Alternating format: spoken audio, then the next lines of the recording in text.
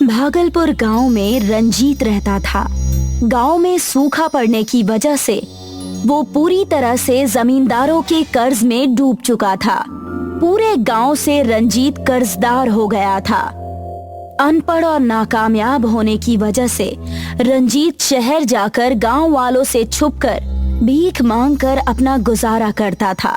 अपने गांव से निकलते ही भिखारी के वेश में आकर वो शहर चला जाता। भगवान के नाम पर दे दो बेटा, बहुत बूढ़ा हो गया हूँ, गरीब भी हूँ। ठीक ठाक तो दिख रहे हो, जाकर काम क्यों नहीं कर लेते? बेटे अगर कुछ देना है तो दो, वरना रास्ता नापो। रंजीत हमेशा ऐसा ही करता।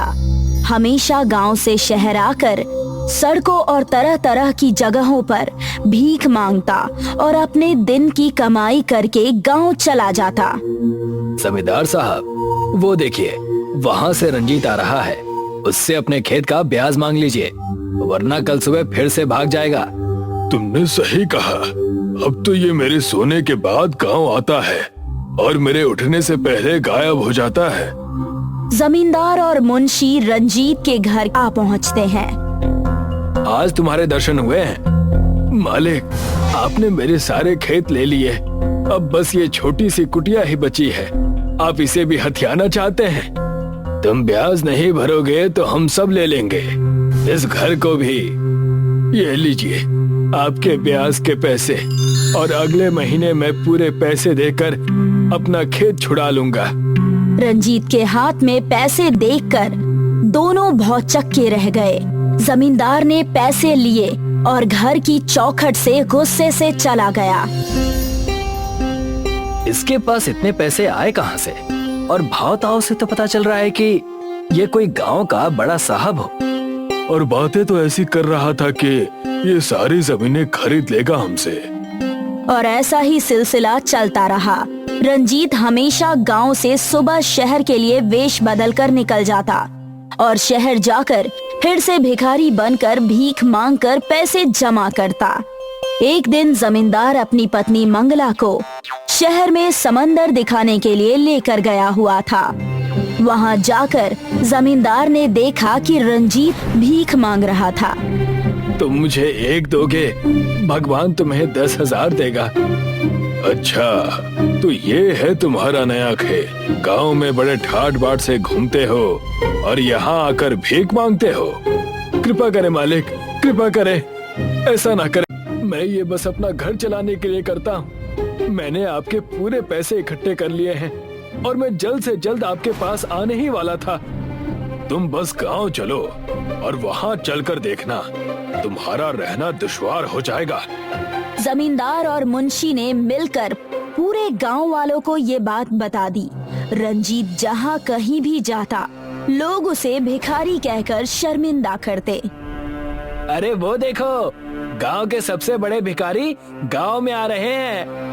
हाँ, जल्दी से जेब से चिल्लर निकालो, इन्हें भीख भी तो देनी है हमें। पूरे गांव से रंजीत अपने भिखारी होने के ताने सुन सुनकर थक हार कर परेशान होकर भागलपुर गांव छोड़कर चला जाता है। उस जमींदार ने मेरी जमीन ले ली, मेरा घर ले लिया, मेरा सब कुछ खत्म हो गया। भगवान ने अनाथ भेजा था।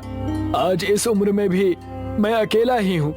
इस जीवन में रोने से अच्छा है कि मैं ये जीवन ही त्याग दूं। रंजीत ऊंचे पहाड़ पर चढ़कर गहरी सोच में पड़ा ही था। वहाँ पर एक तपस्वी साधु तपस्या में लीन थे और उनकी आँख खुल गई। उन्होंने देखा कि रंजीत उस पहाड़ की चोटी पर खड़ा है। तुम बहुत परेशान लग रहे हो बालक, क्या समस्या है? और यहाँ इस चोटी पर सालों से कोई नहीं आया, तुम यहाँ क्यों आए हो? मैं क्या बताऊं, मेरी जिंदगी यहाँ पहाड़ से, इस खाई से भी ज्यादा गहरी और बेकार है। रंजीत अपनी सारी बातें उस तपस्वी साधु को बताता है। मेरी तपस्या भंग करने का मैं तुम्हें दंड भी दे सकता हूँ, लेकिन तुम्हारी परेशानी बहुत जटिल है, इसलिए मेरे पास तुम्हारे लिए एक बेहतरीन उपाय है। तपस्वी साधु ने अपने कमंडल से पानी का जल निकालकर रंजीत के ऊपर छिड़क दिया। रंजीत ने जैसे ही आंखें बंद की, रंजीत के ऊपर एक बड़ी सी रोशनी आ गई और रंजीत अपने भिखारी के वेश में आ गया। ये आप क्या कर रहे हैं और मैं इस भेष में कैसे आ गया? मैंने तुम्हें आशीर्वाद दिया है, तुम जब भी इस भेष में कुछ भी भिक्षा लोगे वो भिक्षा 4 गुना ज्यादा हो जाएगी, लेकिन सिर्फ इस भेष में रहने पर ही। और इसकी शुरुआत मैं करता हूँ। आप क्या करने वाले हैं गुरुजी? मैं ये सोने के सिक्के तुम्हें भिक्षा में दे रहा हूँ। बहुत कम ऐसे होते हैं जिन्हें साधु भिक्षा देते हैं। मैं इसे तुम्हें आशीर्वाद के तौर पर दे रहा हूँ। मैं इसे एक सपना समझूं या क्या समझूं? ये मेरे साथ भगवान ने कैसा खेल खेला है, मुझे कुछ समझ में नहीं आ रहा। जैसे ही तपस्वी साधु एक सोने का सिक्का दिया, रंजीत के भिखारी के वेश में होने के कारण वो सिक्का 4 गुना ज्यादा हो गया। रंजीत की आंखें उन सिक्कों को देखकर हैरान हो गई। रंजीत ने उन सिक्कों को शहर जाकर एक जौहरी की दुकान पर बेच दिया और सारे पैसे लेकर गांव के पास वाली जमीन में एक बड़ा सा घर बनवाया। ठेकेदार साहब, मेरा ये घर बहुत बड़ा बनवाना। मुझे मेरे भागलपुर गांव वासियों को इस जमीन पर दावत देनी है। जो आदमी सड़कों पर भीख मांगता था, आज वो इस तरह का कैसे हो गया? समय का खेल है बस। तुम सिर्फ अच्छे से बड़ा सा घर बनवा दो, बाकी काम मुझ पर छोड़ दो। बड़ा सा घर बनाकर रंजीत भागलपुर गांव वालों से अपने बेइज्जती का बदला लेना चाहता था। रंजीत को जो भी शहर में भीख देता, तपस्वी साधु के कृपा से वो 4 गुना ज्यादा हो जाता। देखते ही देखते रंजीत भिखारी से अमीर बन गया। लेकिन रंजीत का सारा व्यवहार भिखारी जैसा ही था। उसने अपने बड़े से घर में एक बड़ी सी दावत रखी और उसने जमींदार, मुंशी और सारे गांव वालों को बुलाया। उसने अपना नाम छुपाकर सारे गांव वालों को न्योता दिया। सुनो सुनो सुनो, भागलपुर गांव के पास जो बड़ा सा महल बना है, वहां के मालिक ने पूरे भागलपुर वासियों को दावत पर बुलाया है। सुनो सुनो सुनो। जमींदार साहब, मैंने अंदर जाकर उस महल को देखा।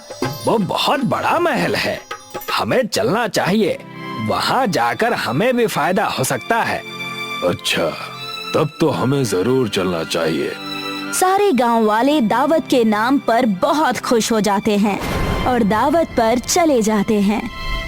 उस दावत में रंजीत अपने भिखारी के वेश में ही होता है। उसे वहां देखकर जमींदार और मुंशी कहते हैं, तुम यहाँ भी आ गए? घर बसा नहीं कि भिखारी पहले ही आना शुरू? आने दो मालिक, आने दो।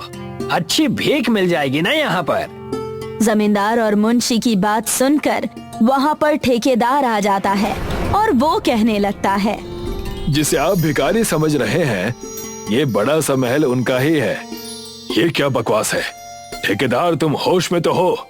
मैं सच कह रहा हूँ, ये महल मैंने ही बनाया है और ये रंजीत जी का ही महल है। लेकिन ऐसे कैसे? ये तो शहर में भीख मांगा करता था और आज इतने बड़े महल का मालिक रंजीत कैसे हो गया? तब वहाँ रंजीत कहता है, मैं तो बस अपने हालातों की वजह से भीख मांगा करता था, लेकिन आप सब अपने कर्मों से मांग रहे हैं। सब कुछ होते हुए भी तुम्हारे पास कुछ नहीं है। मेरे पास कुछ ना होकर भी अब सब कुछ है। रंजीत की बात सुनकर दोनों बहुत उदास हुए और सारे गांव वाले शर्मिंदा हो गए और रंजीत से माफी मांगने लगे।